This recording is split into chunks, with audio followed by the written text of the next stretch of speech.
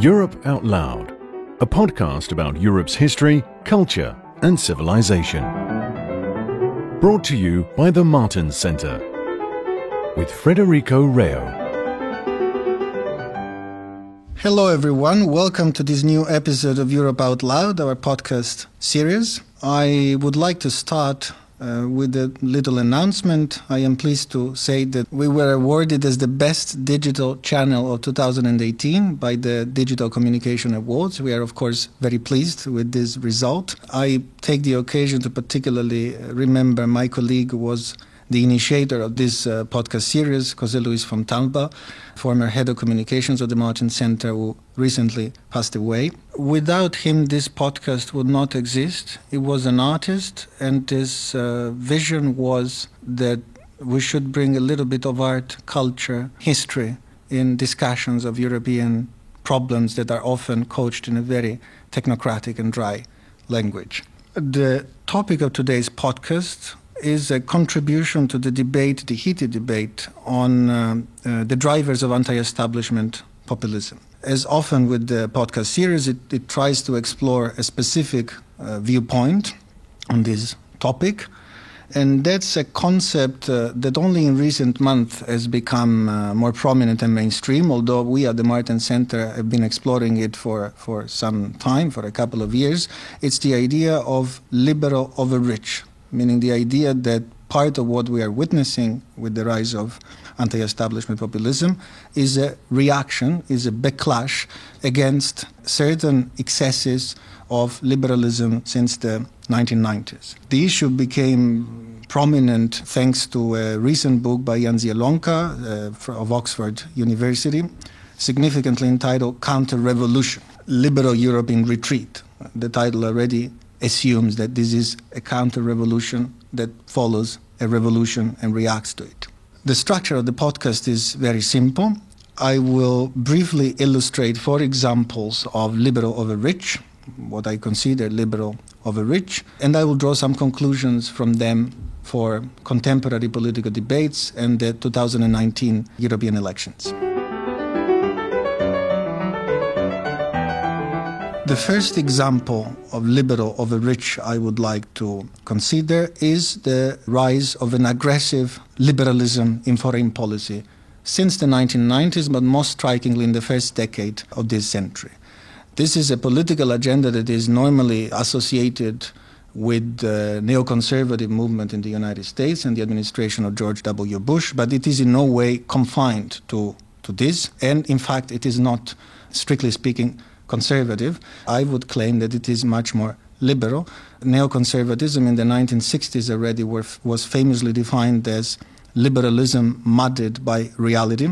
And I think that there are many liberal, it is essentially about an aggressive promotion of liberal democratic institutions abroad, based on the assumption that this is the only rightful and universally applicable way of ruling human affairs. Examples of it, some of them are obvious, certainly the Iraqi invasion of 2001 and the overthrow of Saddam Hussein. More recently, and under a non-neoconservative American administration, of course, some Europeans were in the lead, we know, the overthrow of Muammar Gaddafi in Libya in 2011. To an extent, even the slightly naive belief that the Egyptian Spring could, after the overthrow of Mubarak, bring about fully democratized, westernized Egypt was part of this liberal delusion. Now, we rather put this into historical context a bit and remember that although liberalism is normally associated with the foreign policy of peace, of tolerance, of commerce, which certainly are important motives of liberal foreign policy in the last 2 centuries, there is a very strong stream, or understream at least, of aggressive liberalism, of liberal thinking that promotes the aggressive export of liberal values, if necessary by arms. A first obvious example is certainly the wars of the French Revolution between the end of the 18th century and the beginning of the 19th century.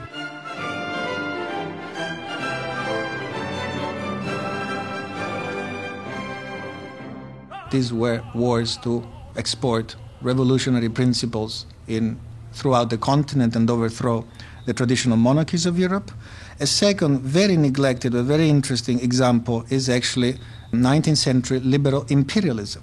We tend to forget, but it was liberals, not conservatives, who were in the driving force behind Europe's expansion overseas. And their defense of imperialism was actually based on liberal principles. It was the notion that the advanced, enlightened nations of Europe had a responsibility to free the underdeveloped and exploited countries of Africa and Asia from their tyrannical, backward yoke. So there was a strong liberal drive behind that movement. And finally, in the 20th century, Wilsonianism, certainly liberal Wilsonianism and its program after the First World War to make the world safe for democracy, bringing about the collapse of traditional multinational empires in Central Europe, was another example of aggressive liberal foreign policy.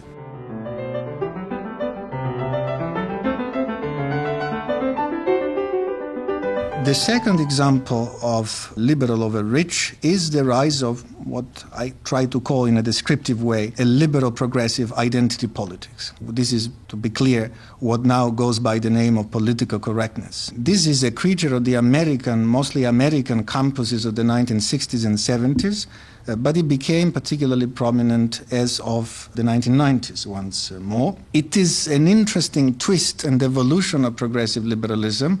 Liberalism is essentially about individual freedom, and here you have instead a movement that develops from liberalism, but whose main target is the defense of the rights of supposedly oppressed minorities. Minorities that are considered as a group and whose individual identity derives from membership somehow into this group. Women, the LGBT community, racial minorities, all groups which are very diverse in their internal structure, but in the politically correct version of them become relatively cohesive, oppressed minorities. This has taken in recent years, as many people will know, a rather strange and intolerant turn, especially in the United States, where increasingly not only conservatives but also some progressive, non-orthodox progressive voices have been silenced because supposedly they offended some discriminated minorities. There was a famous case which struck me last year, the Oxford zoologist Richard Dawkins,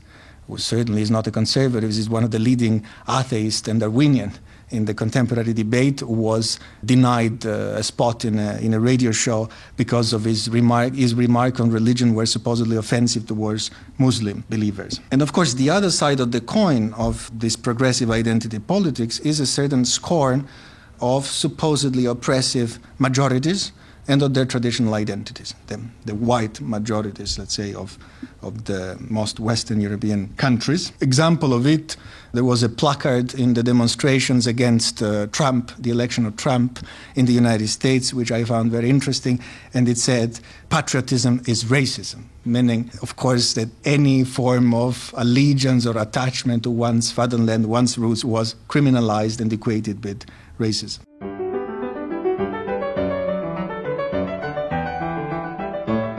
A third example of liberal over rich is what I call, and it is not my terminology, hyperglobalization. This is a term invented, as far as I know, by the Turkish-American political economist Danny Roderick, teaching now at Harvard, and it captures a distinction which, according to Roderick, is historically grounded between a limited globalization, which happened until roughly, again, 1990, and the very advanced globalization, which developed instead after that. The limited globalization attempted to strike a balance between the needs of international economic integration and the needs to maintain a certain national, social, and democratic cohesion. It was limited in the sense that, for example, it only tried to eliminate barriers to trade at the borders, not in the regulatory structures internal to states, and it also accepted a certain management of capital flows. And this was precisely to try and maximize the scope for maneuvering of national democratic majorities. They could therefore better control this way their economies and redress certain imbalances. Hyperglobalization instead has developed starting in the 1990s, according to Rodrik, was a rather intrusive and restrictive regime of supranational rules enshrined in the World Trade Organization, in the WTO, which made it increasingly difficult for national governments to broker tensions, let's say, between the losers and the winners of this process. Of course, this is particularly relevant for the European Union, which is the most advanced and institutionalized example of hyperglobalization as defined by Rodrik, and possessing a common currency restricts the scope of democratic majorities to determine economic policy even further. The most striking example of that during the crisis was Greece. The total inability of Greek democratic majorities to determine the nature and the content of the economic policy of the country during the crisis.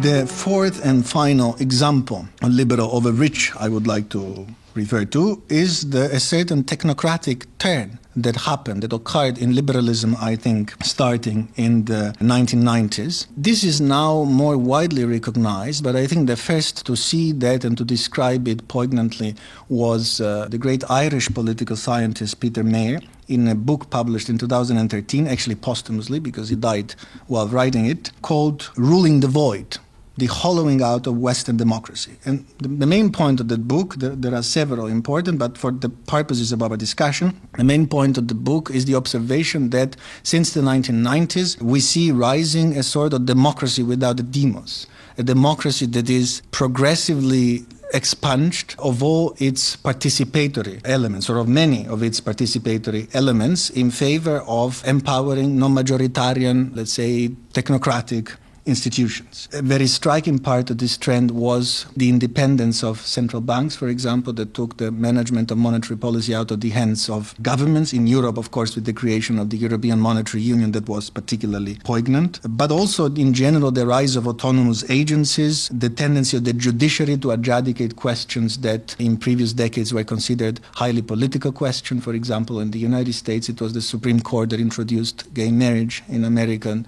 constitutional structure. It was not the product of a democratic debate in Congress. As a cultural sort of aspect of this technocratic bent, I think it is easy to detect a certain contempt in many progressive liberal circles for democratic majorities in electoral politics. This was very evident to me after the great illiberal votes of 2016. The vote for Trump, the vote for Brexit, in which, in progressive liberal circles, in which I myself in many regards move, people were astonished that this ignorant barbarian could vote so wrongly. So I come to my conclusions. I have maybe one thought on a possible solution that, as often in history, probably a third way, a middle way, will be the way of the future. We probably will need to revert to some form of conservative liberalism or liberal conservatism that, while accepting and rescuing the core valid elements of a liberal worldview, the notion of individual freedom, the notion of the rule of law, checks and balances, the independence of the judiciary, also reconciles liberalism with an element of rootedness, a protection of national and regional identities, a recognition of people's attachment to tradition.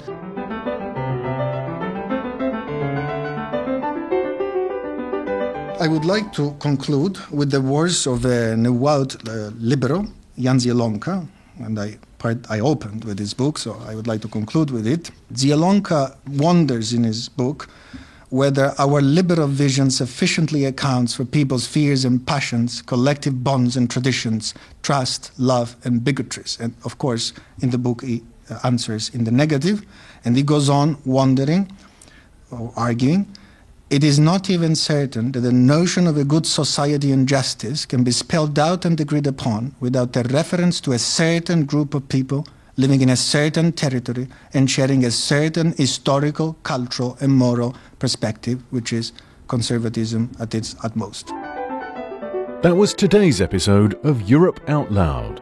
Subscribe to our podcasts for more.